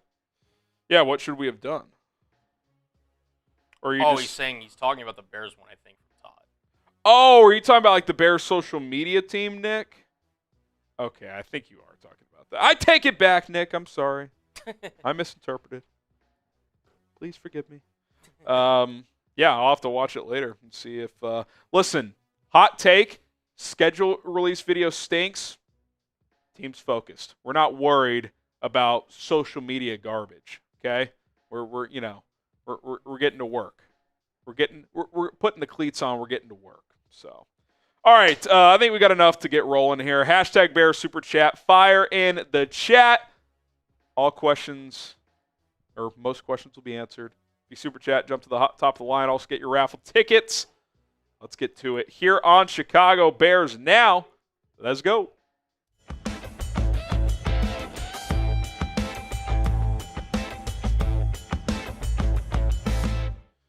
Time for a Bears Now mailbag. This comes after the release of the Bears 2025 schedule. My name is Harrison Graham. DC Viper says, do you think Week 18 will come down to a win and in scenario? I have a feeling it might come down to that. So we got Bears, Lions, Week 18. I think we got that graphic for you guys.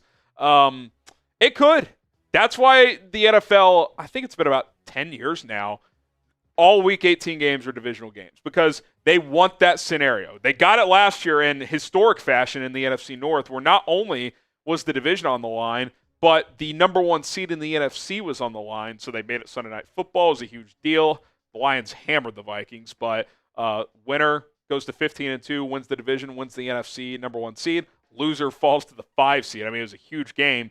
Could this be the same? I don't know about 14 and 15 wins, but absolutely. Bears at home against the Lions could be very meaningful in terms of who wins this division, what it means. Maybe it's for a final wild card spot. Who knows? Maybe one team has to win to make the playoffs, and the other team's looking to play spoiler.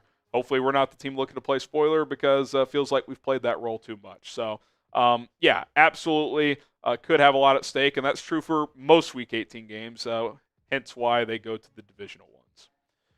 Robert Ratcliffe, do you think Ben Johnson will let Declan Doyle call plays during the preseason to get him experience as a play caller? I know some coaches do that. The answer is I don't know. My gut tells me no, and here's why. This is Ben Johnson's first time as a head coach, and he's a play-calling head coach. So to me, those reps are important for him as well, balancing the head coaching duties while being the play caller as well. So I would doubt in his first year as a head coach he would do that. Now, he settles in on the job and down the road, could he do that? Could he maybe do it in like the fourth quarter of the last preseason game? Like, here you go, Declan, you handle the fourth quarter. Like, I don't have a super strong opinion. The answer is I don't know. I would guess not, though, because like I said, this is new for him as well. Not calling plays, but calling plays while also handling the head coaching duties. All right, guys, who is going to win the NFC North this year? If you think it's the Bears, type CHI. If you think it's the Packers, FGB. Lions, DET, or Minnesota, type MIN. Let us know who you guys think wins the North this year. Big Pops, what are the games we absolutely have to win? I mean, it's always tough. Like, you have to win this game or you got no chance to make the playoffs, and then you lose that game and you make the playoffs, right? It's a 17-game schedule, but I'll just answer it this way. I would say Raiders on the road, Saints, Giants, Browns at home. Like, those are 4 very winnable games. You get those 4, you go 6-7 the rest of your schedule, you're probably a playoff team. So win those 4 games. They should win them all, and you're in a good spot. Now, slip-ups happen. Maybe you drop a game there. That means you have to pick up a game you're not expected to win. So, got to find a way for that to even out in the end. But those are 4 I look at like those are games you got to go get. Jason Morris, which individual or positional matchup are you looking forward to? I'm going with Derrick Henry versus the Bears run defense. Well, the run defense last year wasn't very good, especially once Andrew Billings went down. But if he's back and healthy, they should be more stout. Obviously, TJ Edwards has been solid. You hope Tremaine Edmonds gives his team some juice. Obviously, Grady Jarrett's a big addition. So that's an interesting one. I think Tyreek Stevenson in general against the Commanders, like just the mental warfare that's gonna be. So week 1, just Ben Johnson versus Brian Flores. Johnson's had the better of those matchups, but now he's the head coach, new team. He's got to handle head coaching duties. Flores just has to call the defense. So there's a lot of them on the schedule. Also, I'll throw one more out there. Bears secondary against the Bengals receiver core. Can they hold up? That'll be one to follow as well. Make sure you guys subscribe to the channel. We're bringing you guys content all year long here on Chicago Bears Now. The schedule is out. More reaction to that to come, and obviously OTA is just around the corner as well, so some on-field stuff to talk about very, very soon. Okay, Aaron Brask, thoughts on the Week 5 bye. Don't love it. I like it more in the middle of the year, but it's hard to say how much it really matters. Personally, for me, it's actually clutch because I'm in a wedding that Saturday night, and it's a wedding I have to fly to. So I don't really know what my plan was going to be in terms of doing the watch party for that week's game. I may have had to do it on the road, or Cullen may have had to handle it solo, which he's capable of doing, but I'd hate to miss a game because I love doing it. Don't have to worry about it anymore. So that is nice, but other than that, not a huge fan. Emiliano Brito, man, that schedule release video was absolute doo-doo. No passion, zero creativity. Cullen should have been the star, not Lahu Morris whack. I'll have to go watch it. I'm seeing a lot of buzz that it sucked. Hopefully that just means they're focused on the right things. They're not focused on social media release videos. Okay, more questions to come. Hashtag Bears or Super Chat. But first, get yourself a Colston Loveland jersey today at chatsports.com/Loveland. That link is in the comments and the description. Chatsports.com/Loveland. Kiddis, do you believe that Colston Loveland will be tight end 1 at the end of the season? It's possible. Look, he's going to be a little behind the 8 ball. Obviously, he's not going to be ready until training camp. So, that's a big deal for a rookie to miss reps during rookie minicamp, OTAs, while he's rehabbing that shoulder injury. How much do they push him once he's back? He's probably going to have to build some upper body strength because that's one thing he talked about. It's like, yeah, I can run routes, I can catch passes, but I can't work on my core strength. So he's probably lost 10 to 15 pounds. Like I think he was 248 at the combine. It wouldn't shock me if he was 235. He can't lift. So, he's got to build some of that weight back. That could go on into the season. Like, it wouldn't shock me if early on he's used more as just a receiving tight end and they don't ask him to block a ton. Maybe Durham Smythe does some of that handling for him. So, but to your point, by the end of the season, it's definitely possible. Colston Loveland's got the tools to be a high-end tight end 1 in this league. Walter Caldwell, do you think Kyle Monangai plays a real role in this offense? I honestly think he does after doing a deep dive in the kid. He's a bull that would thrive with this coach. I mean, if this is the running back room they go into the season with, he's at least going to have a role. Does he beat out Roschon Johnson? I saw someone on Twitter make a good point. Even if you're in the camp of you still like Roschon's skill set, and it's not like I don't like it. I just didn't love what I saw last year. Are we sure he can play the role as significant amount of carries as your physical back? He has, I think, 2 concussions, 1 in each of his first 2 seasons. He's been banged up. That seems somewhat unlikely. So even if Roschon beats him out, there's probably a chance he goes down at some point. So Monangai's probably going to have a role. So I definitely think he's going to have opportunities. If I'm him, my goal is to be the RB2 on this team. I mean, sure, he could say RB1, but I think Swift will be the starter. Monangai or Roschon will be the 2 if they don't add somebody like Nick Chubb or J.K. Dobbins or trade for somebody in training camp, whatever. He's got a shot. The opportunity is there because this room is not great on paper, and he's got talent too. If he's the RB2, it's not just because the room sucks. I think it's because he's probably showed this coaching staff quite a bit. What say you? Will the Bears make the playoffs this year? Type Y for yes, they will. Type N for no, they will not. I'm optimistic. Playoffs, baby. Robert, do you think Johnson changes up the offense against Detroit? I mean, the game plan is going to be different for every opponent, but you're not going to reinvent your offense for one game. You're going to run your stuff. Now, you might attack teams differently, which you should because different teams have different strengths, weaknesses, etc. But it's not like they're going to spend significant practice time being like, all right, here's our offense, but for Detroit, we're pulling out the wishbone. That's just not how it works. Now, it wouldn't shock me if he had a wrinkle for them. I don't think we'll get a patented Ben Johnson trick play in week 1, but it wouldn't shock me if we got it for this game and his return to Detroit. Hey, miss me yet? Oh, yeah, here's the double reverse pass that went for 50. Who knows? But should be fun. William Bomer, do you fear for Rome's future with the Bears after drafting Luther Burden? Absolutely not. Rome Odunze was a top 10 pick last year. He is going to be a factor. He is going to get opportunities. Now, opportunities have to be earned. No block, no rock. You got to show that you're a consistent player. I think Rome, in a bad offense, did good things last year. He had over 700 yards, over 50 catches. He's got a skill set to be a high-end receiver. I still think he has wide receiver 1 potential. I have not wavered on that at all. But Luther Burden absolutely adds more competition, applies pressure, which is a good thing. His team won 5 games last year. They need more competition across the board. If anything, DJ in the next few years, that could be a player you would consider pivoting off of if Burden and Rome show a lot over the next couple of years.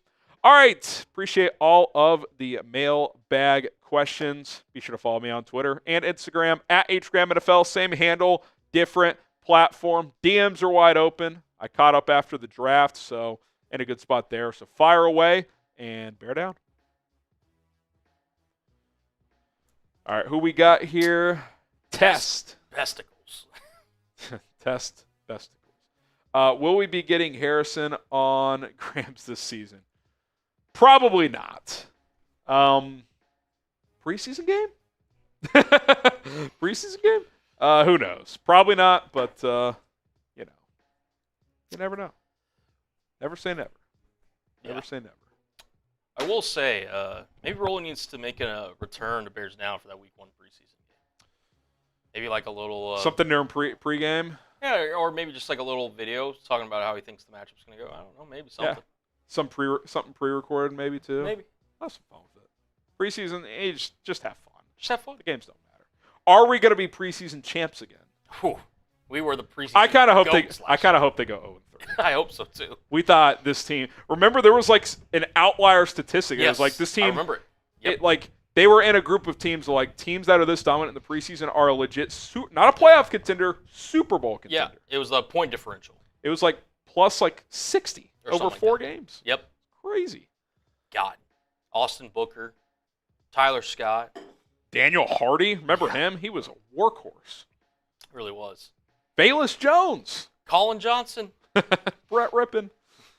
Rippon getting claimed by Minnesota just derailed the season. Dude, I mean, it sucked the air out of the room. I'm not going to lie. It really did. Aaron, ignore the haters. Love your work and content. I think that was the miscommunication from the schedule release thing. Yes. Unless people he did correct himself, by the way, in the chat. Okay. So, I think we just misinterpreted. That hand up accountability. It's on me. Same. Tedros.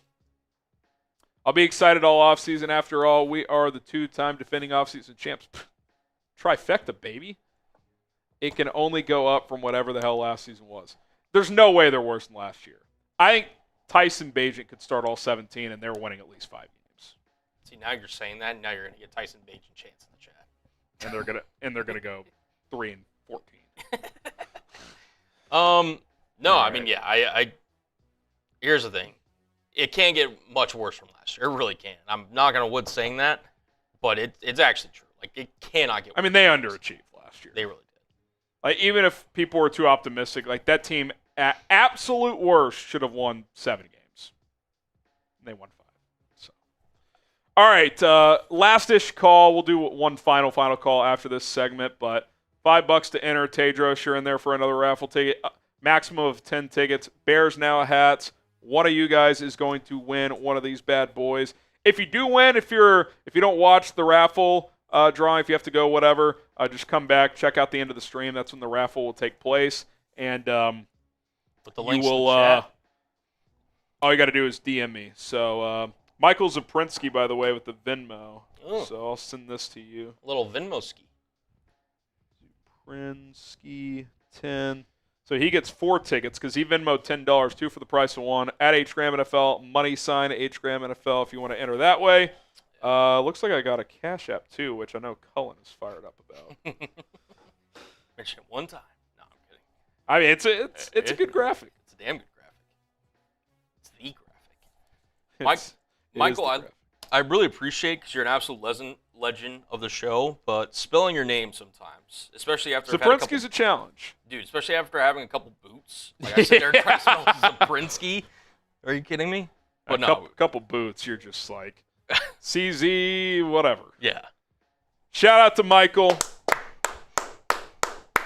Ooh, he says, it's not your bad. It just is what it is, brother. Yeah. Like I said, I need to get better Better vision or Aaron what? says if Rome and Burden were in the same draft, who's getting picked first? Rome, because that was a better receiver draft, and he went 29 picks earlier. Yeah. Now, I do think Burden should have been a first-round pick. I think Rome, if he fully hits, has higher upside. So he can play outside, he can play slot. I think he's probably a more crisp route runner. You can throw back shoulders to him. Burden, for being a primary slot guy, is a good contested catch guy. At least he was in college.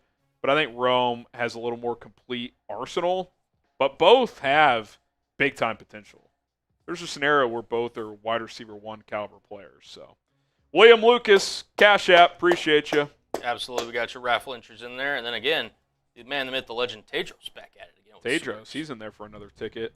Last call, fire in there, and we'll get in there. Louis says, I see 2 or 3 players out of the practice squad that are TCU alums. Well, there was 2 rookie minicamp guys. One was signed as UDFA, J.P. Richardson, the receiver, who I actually heard had a pretty good week. And then one of their defensive linemen got a rookie tryout, but I don't think as of now, they have not signed him. So, all right, you want to read this since I just got another Vinny here?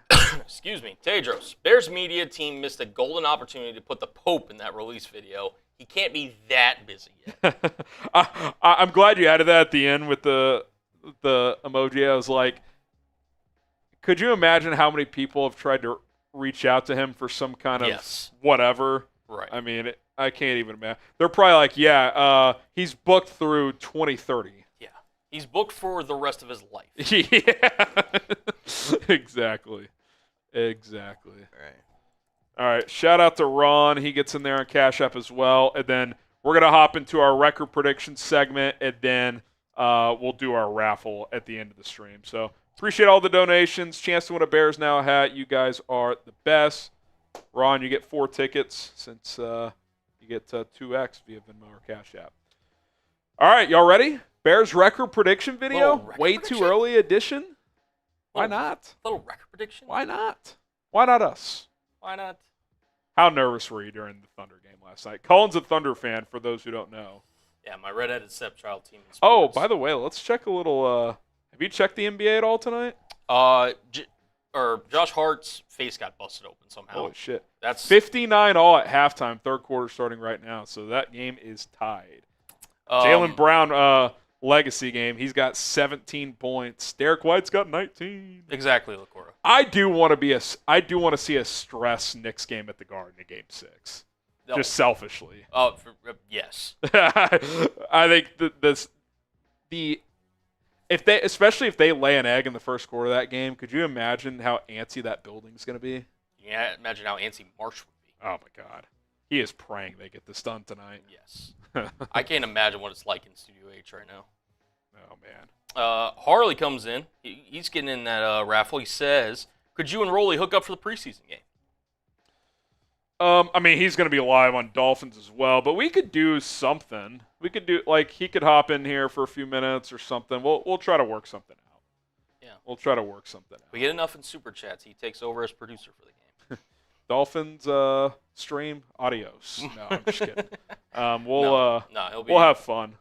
Yeah, we'll have a good time. We'll have fun with it. But yeah, here you are, Harley. There's no chance Tua's playing in the preseason. Yeah. No chance. Okay. Record prediction time. We do this every year. Way too early edition. And let's get to it. You're on Chicago Bears Now.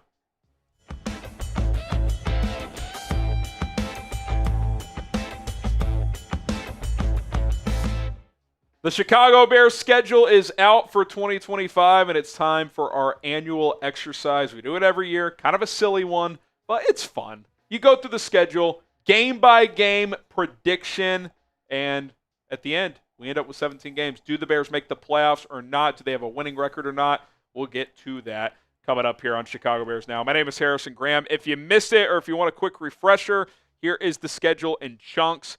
Vikings at home, Monday Night Football Week 1, at Detroit Week 2, Cowboys at home Week 3, Raiders on the road Week 4, Week 5 bye, at Washington Week 6, Saints at home in Week 7, at Baltimore Week 8, at Cincinnati Week 9.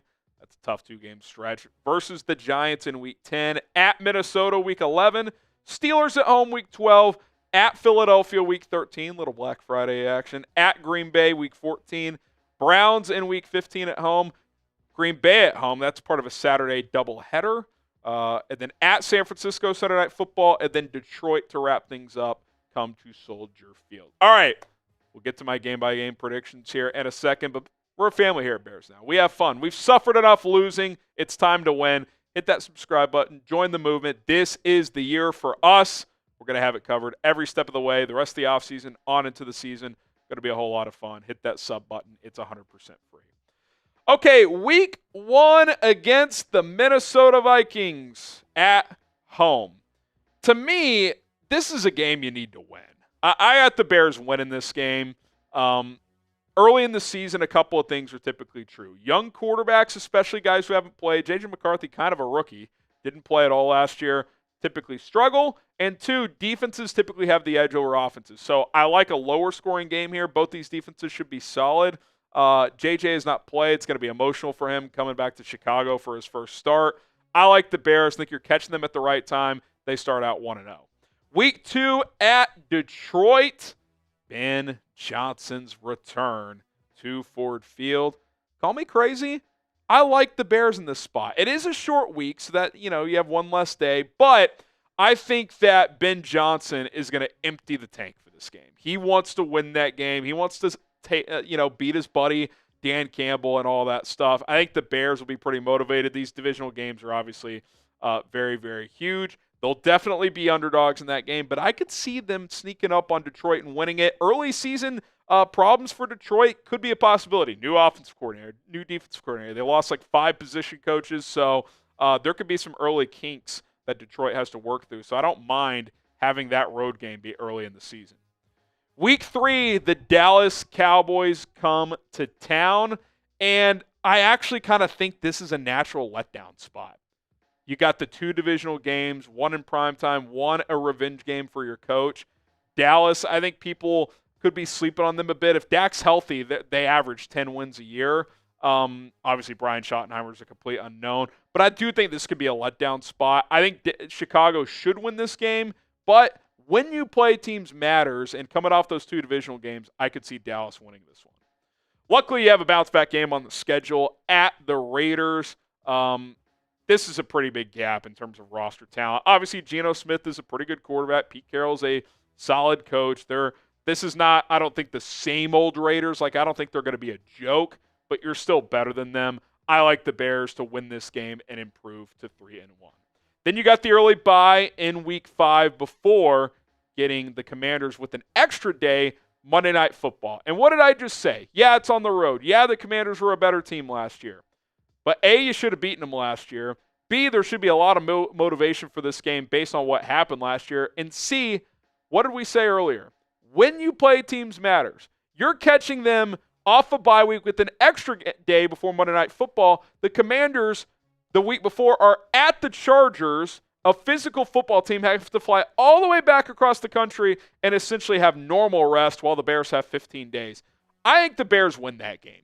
I think they're going to be motivated against this opponent. They've got the rest and preparation advantage by a landslide. And Washington's playing one of the more physical teams in the NFL. Jim Harbaugh coached Los Angeles Chargers. I think the Bears win this game. They get to 4-1. We can finally put that Hail Mary game to rest. Okay, Week 7 against the Saints at home. This is a must-win. Easiest game on the schedule, in my opinion. There's a few games that I'm like, okay, this is one you got to circle, highlight, stay focused, don't fuck around, beat New Orleans at home. And I think they will. Obviously, could be a letdown spot after that Commanders game, but I just don't think the Saints are good enough. Is it Tyler Shuck? Is it Spencer Rattler? Jake Haener is freaking atrocious. I don't care who starts.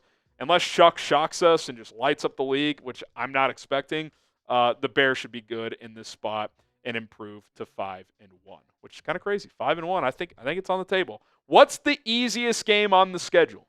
Is it the Saints? Is it the Giants at home? Raiders on the road? We'll get to that Giants game in a little bit. Let us know what you guys think. Okay, good thing we're off to a good start because it gets a lot tougher. At Baltimore in Week 8, you could argue this is the toughest game on the schedule. You really could. I'll pick the Ravens in this one. Look, every game's winnable. Every game's losable. That's the NFL. This is going to be difficult. I mean, Lamar, Derrick Henry just got paid. That's a motivated team. They're thinking Super Bowl this year. I don't think the Bears are quite in that tier of team, although they could surprise us and enter that realm this year. I think that's at least possible. I like the Ravens to win this game at home in Baltimore. Okay, today's show is sponsored by the Hall of Fame app. Have you ever been one leg away from hitting a massive parlay, but maybe it got ruined by an unlucky buzzer beater, a blocked field goal, or maybe even an unexpected strikeout or a garbage time basket? We've all been there. I don't know about you, but I'm tired of throwing money away at parlays that I have a good gut feeling about, but ultimately come up short. That's where the Hall of Fame app has completely changed the game. The HOF app was founded by huge sports fans who just happen to be giant data nerds that graduated from Ivy League schools. Shout out Kron Amagaji. The Hall of Fame app is going to give you a leg up on Vegas by using historical data, matchup grades, leg correlation tools, and player performance insights. I've won multiple parlays recently, including one that featured a Thunder Nuggets game. I loved the under. So did the Hall of Fame app. Got a couple tips there. That one hit. Felt good about that. With a 4.9 rating in the App Store and over 6,000 five-star reviews, it's safe to say the HOF app has already helped a lot of people win smarter. For a limited time only, our listeners not only get a 7-day free trial, but they also get 50% off their first month when they use code CHAT at checkout. That's code CHAT at checkout. Download the Hall of Fame app on iOS or Android today. Use code CHAT, and you are good to go. That link and promo code are in the comments and the description of today's Bears Now video. Okay, week 9 at the Bengals. Tough back-to-back, right? At Baltimore, at Cincinnati. I kind of look at that. It's like, can you find a way to split? Can you find a way to split? I am going to give them a split here. I think they can beat Cincinnati. That defense still has a lot of question marks. Is Trey Hendrickson even on that team? Is he a Bear? Probably not a Bear, but I do question if he's on the Bengals. And if he's not, that defense has major problems. Had issues last year with Trey Hendrickson. So Bears find a way, win a shootout. If you had to ask me what is the highest scoring game on the schedule, I would say this one. Caleb Williams, Joe Burrow. Bad Bengals defense. I could see a lot of points. Okay, week 10 against the Giants at home. Another game where you circle it. You're like, got to win that one. No games are layups in the NFL, but that's kind of a little 6-foot floater. Got to find a way to get that one to go. 7-2. I think the Bears win this game. You know, the Giants have done some interesting things this year. Their defensive line is very capable, but I think the Bears' offensive line can hold up against those guys with how they've rebuilt with Tooney, Jackson, and Dahlman. 7-2. Not a layup, but I do think they win this game. Week 11 at Minnesota. We got the first one. I'll give Minnesota the second one. You know, you look at the NFC North. Like, to me, like, get a split or better across the board. If you can go 3-3 or better against the division, that's probably a win. I'll give Minnesota this one. They return the favor. By then, J.J. McCarthy could be more settled in. He's got 9-10 starts under his belt, and they hit us back, and Bears fall to 7-3. Aaron Rodgers revenge game for both sides. I assume he's going to be the Steelers quarterback. We'll see if that's the case, but they come to Soldier Field, and he no longer owns Soldier Field. The Bears get it done, 8-3. I think the Bears are a better team than the Steelers. I just do. I think the roster's better. I have a lot of respect for Mike Tomlin. They're always going to be feisty. They're always going to be competitive. But I just think the Bears have more talent, especially on offense. So give me the Bears to win this one. Short week at the Eagles, Black Friday, tough spot. Steelers are typically physical. You got the Vikings before that. They're physical. Short week on the road, defending champs. That's just, to me, that's the toughest, like, when you play teams matters break for the Bears. I don't give them much of a chance in this one now. As the season plays out, could my opinion change? Of course. Could, losing Kellen Moore be a bigger deal than we think? Absolutely. It's definitely a possibility, but I like the Eagles in that game. Okay, 8-4 before we get to the final stretch here. What is the hardest game on the schedule? I think when they play Philadelphia factors in here. I will say that game, but you could say at Baltimore, you could say any division road game, but I'll say at Philadelphia on Black Friday. That's a pretty tough one. Okay, week 14 at the Packers. Caleb Williams, 1-0 at Lambeau Field. How about 2-0? Takes care of business once again on the road. I think these rosters are relatively even. I might even favor the Bears slightly just in raw talent. And I don't know about Jordan Love, man. I mean, I know Caleb Williams is still a somewhat unknown, but so is Jordan Love. I think it's a huge year for him up in Green Bay. Okay, Week 15 against the Browns at home. Another game that you just look at. Got to win this game. They should have beat him a couple years ago, and Darnell Mooney dropped that Hail Mary. Bad Hail Mary luck on this team. Hopefully that turns around one day. I like the Bears though here, 10-4. I think that that's a game you got to win. The Browns by this point in the season, it could just be a mess with the amount of quarterbacks they have. Could even be Shedeur Sanders that week, so we'll see. Okay, Week 16 against the Packers on Saturday on a short week. It's tough to beat a team, especially a quality team, twice at a 3-week stretch. I'll give Green Bay this one. Same as last year, both road teams end up winning. Short week on the road, that typically favors the home team, especially late in the season. So I'll give Green Bay the slight edge in this one. Okay, Week 17 at San Francisco, Sunday Night Football. I don't think the Niners are going to get back to Super Bowl contender Niners, but I do think they're going to be a playoff team. Cross-country flight. You got an extra day to prepare. Night games, you got a little extra time. I'll still lean San Francisco. I mean, they had a bad year last year, and they just hammered the Bears in that first game after Eberflus got fired. I know it's a new year, new team, but they're still talented. They're still a good team. They're still well coached. 10-6, the Bears end up dropping that game. And then Week 18 against the Lions at home. What is one thing that was always true, even as the Lions have become better? The Bears have played the Lions pretty competitively the last couple of years. They haven't won because, there's this thing called a Matt Eberflus exists, but they've played them tough. Even with a couple of bad Justin Fields teams, they played Detroit pretty tough. Weirdly enough, I got them sweeping the Lions. I like getting them on the road early before they kind of get into the thick of things, and then you get them at home to end the season. Jared Goff, nasty outdoor weather, that has not always gone well. Now, last year, he kind of debunked that a little bit. He played well in a couple of outdoor games, but historically, his splits do not favor him when he's outdoors in cold weather. And at minimum, in January, it's going to be cold. So I like the Bears. Again, when you play teams matters. So 11-6, I get that's on the optimistic side. I think it's a difficult schedule, but if Caleb takes a step, if this coaching staff is a couple of points better than the last coaching staff, and I think they will be, that's the difference in a lot of these coin flip games. You win more of those than you lose, which has not been the case under the prior staff. So there you have it. 11-6 is how I have things shaken out as we just roll through the schedule on your screen one more time. There's weeks 1 through 8. And then wrapping it up, weeks 9 through 18. 11-6. I'm typically optimistic on these because it's May. We're always optimistic this time of year, but I think it's on the table. I think this team could be a playoff team. The question is, does 11-6 get you the division? Is that enough? I would guess you might have to get to 12, but you're in the playoffs at 11-6. There's no doubt about that. All right, my name is Harrison Graham. My way too early silly exercise of Bears record prediction is in the books. Drop your records in the comments below. Hit that subscribe button and bear down. All right, there you have it. Marcelo gets a couple of raffle tickets. Last call as Cullen is going to put the raffle tickets into the old duck race. Into our duck race raffle, and then we will by the way, did you see who actually won the Kentucky Derby? I didn't even notice who won. It was what was that horse's name? He's actually not running in the Preakness. What was his name, guys? I'll look it up. Or read this next super chat coming in from Depressed Bears fan. I would rather have the Bears beat the crap out of the Cowboys and lose the Lions just because of my hatred of Flus. I would rather. It's honestly not a bad reason. Sorry, say that again. I would rather have the Bears beat the crap out of the Cowboys and lose to the Lions just because of my hatred towards Matt Eberflus.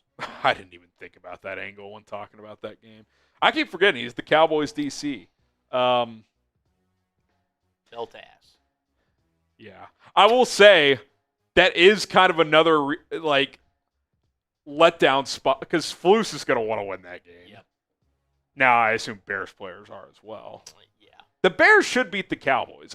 I don't think Jaquan Brisker is going to get up for that game. Yeah. he might send Flus into concussion protocol. Yeah. He may drive somebody out of bounds and just find Flus. I wonder if Flus will call plays from the field or from the booth. I have no idea what he did in Indy. Can't remember. All right, you want to launch those into the Yeah. I mean, again, last call. Any $5, chance to win a Bears Now hat. We'll do the raffle drawing, and then we're out of here. Appreciate y'all tuning in, though. Yeah, thanks for tuning in. I think we got up at one point to about 1,000 people watching. Yeah, 1,100. So you guys are the best. Thought we'd go live this year. I think this was successful enough. We'll probably do it again moving forward. We got another super chat coming in from Juggalotus. I'll just read it real quick. It says, I hope we beat Rodgers into the ground if he starts for Pittsburgh. Oh, I mean, it would be. I mean, Shamar Turner, known for personal fouls in college. I'll give you a freebie in this game. Just clock him. Just clock him. Just one time. They'll try to injure him, but you can hit him after the whistle. Yeah, that's okay. All right, I'll get just in the midsection. We're not headhunting here. No bounty game. We're not headhunting, but a little rib shot. Ba, ba, ba. Here, we'll throw that up on screen just real quick. All right. Juggalotus, appreciate you. You get 2 raffle tickets. Let me triple check Venmo and Cash App. Make sure we're covered off there. Look. Good on Venmo. Oh, we got one more Cash App. That's why you check. That's why you check. Gotta love the old Cash App. Oh, it's Cash App, the one I just sent you. All right. Did we do? Oh, wait. 2 more, actually. That one's also Cash App. Nice. Jason Moore, Santana, we got you in there. 4 tickets each. 4 tickets each. All right.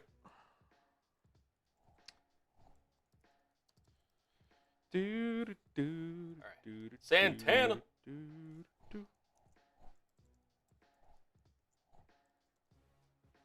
Shout out Santana. We appreciate you. And then Jason Morse. Thank you, Jason. You guys are real ones. Just getting those names in there, guys, and we will do the duck race. Shout out to the real ones. Shout out to the real ones. How many entries we got in there with these last-minute entries? I'll let me guess. 58? That's so crazy. Were we peeking? No, is it 58? 57. Oh, I was going to guess 57, but 58 came to me. That was right. pretty crazy, not going to lie. Okay, why? I don't need that. All right. I don't need Someone is going to win. Is it conducted? Bears now. Oh, shoot. We're up to 59, baby. Abraham Arnada. Abraham. Hold on. I want to see behind the scenes. Yeah, you can see how this works. Yeah. Abraham's in there. Gotta log back in. Wait, do you have to start over? Yes. Are you serious? Yes. Is it easy to submit these? I've actually never seen this process. Yeah. So then, oh my God, I gotta copy this over. Give me 1 second. I want to take this off screen. This is just brutal. This is why I always double check. Here you are, Abraham. Louis, what's going on is we've broken down the schedule in depth, and now someone is going to win a raffle. We have to get one more entry in there because Abraham beat the buzzer, baby. He did. And see, this thing is, we're not going to leave somebody out. You know? No man left behind. Nobody. No man left behind.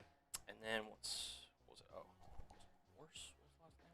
Jason. By the way, I missed this. The Cowboys will make history as the first team to play 4 Thursday games in a season. Week 1 at Philadelphia, Week 13 on Thanksgiving, Week 14 at Detroit, Week 17 at Washington. I guess because the rule is you can only have 2 Thursday night games, but Thanksgiving doesn't count, and Week 1 is technically not a Thursday night football game because it's in BC. That's crazy. That is very crazy. Time to learn Thursday night, Tommy. All right. Now with all that, we're up to 58. Oh, wait. So I guess we were at 57. So I was right. 58. There we go. Let's go. Oh, by the way, the Browns, Saints, and Titans, 0 primetime games. I'm surprised they didn't work Cam Ward on like a Thursday night at least. Think. Titans. Titans. They were the home of Thursday night football for a while, baby. They were. They were Thursday night football. They were. All right. I think we got everybody. Oh my God, the Celtics are running away. No, they're not. 81-68. They're playing for number 0. Now, this inevitably sets them for the crash down. No, they're winning this game. They were always winning this game. I don't know, man. We'll see. They were always winning this game, baby. The Knicks were up 12, I think, at one point, too. Derek White is 30. He's cooking. How many threes have they taken? They've taken 29. and Okay. 15. A lot, but not a crazy number. All right. We know you guys are here for Yeah. the raffle. All right, guys, here we go. Thanks for tuning in. The Kentucky Derby on schedule release night starts in 3, 2, 1, go!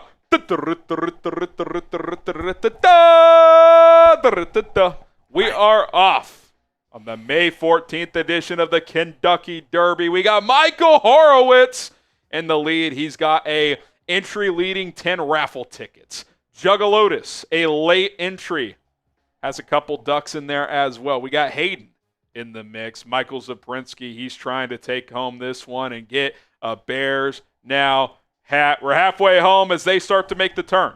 29 seconds to go. Who is it going to be? Oh, another Michael Horowitz duck coming up the gut. 20 seconds left. Hayden was holding strong, not so much. William Lucas, one of our Venmo entries, I believe, is in the lead with 10 seconds left. Who's it going to be? 9, 8, 7, 6, 5, 4, 3, 2, Juggalotus!